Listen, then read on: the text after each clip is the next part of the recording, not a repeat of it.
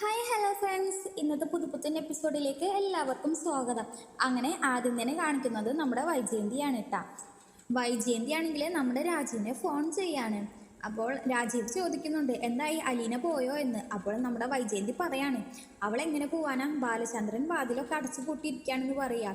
ബാക്കത്തെയും ഫ്രണ്ടത്തെയും ഒക്കെ വാതിൽ അടച്ചിട്ടിരിക്കാണ്, അവളെ വിടാതിരിക്കാൻ വേണ്ടിയിട്ടാന്നൊക്കെ പറയാണ്. അപ്പോൾ ആ വിവരം നമ്മുടെ മനുവിൻ്റെ അടുത്തും കമലൻ്റെ അടുത്തും പറയാം. അപ്പം മനു പറയുന്നുണ്ട് ബാലചന്ദ്രൻ ഞങ്ങള് വാതിൽ പൂട്ടിയിട്ടിരിക്കല്ലേ, അവൾ പോവാതിരിക്കാൻ എങ്ങനെ പോവാനാ, അവൾ പോകുന്നില്ല എന്ന് നമ്മുടെ മനു പറയുന്നുണ്ട്. അപ്പോൾ രാജീവ് പറയാണ് അവൾ പോയിരിക്കും, എന്തായാലും പോവും, ആ JCB വന്ന് വാതിലൊക്കെ തല്ലി പൊളിച്ചാൽ പോവാതിരിക്കാൻ പറ്റൂലല്ലോ, അവളെ ഇന്ന് തന്നെ ആ വീട്ടിൽ നിന്ന് ഇറക്കി വിടും എന്നൊക്കെ നമ്മുടെ രാജീവ് വെല്ലുവിളിക്കുകയാണ്. അതേസമയം നമ്മുടെ ബാലചന്ദ്രൻ അലീനൻ്റെ അടുത്ത് പറയാണ് ഇവിടെ കയറി വന്ന് കൽപ്പന പുറപ്പെടുപ്പിക്കാനും ഭരിക്കാനും ആ നാണം കിട്ട പട്ടിക്ക് ആരാ അധികാരം കൊടുത്തത്?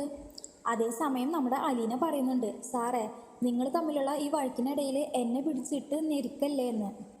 അപ്പോൾ ബാലചന്ദ്രൻ പറയാണ് ഞെരുങ്ങാൻ തയ്യാറായിട്ടല്ലേ നീ വന്നത്, അപ്പോൾ ഞെരുങ്ങിയേ പറ്റുമെന്നും പറഞ്ഞ് നമ്മുടെ അലീനയും രേവതികുട്ടിയും കൂടെയുള്ള ആ വോയിസ് ക്ലിപ്പ് നമ്മുടെ അലീനയെ കേൾപ്പിക്കുകയാണ്.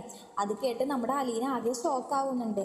നിങ്ങൾക്ക് ഈ വീഡിയോ ഇഷ്ടപ്പെടുകയാണെങ്കിൽ ലൈക്ക് ആൻഡ് ഷെയർ ചെയ്യുക, കൂടെ സബ്സ്ക്രൈബും ചെയ്യുക. താങ്ക്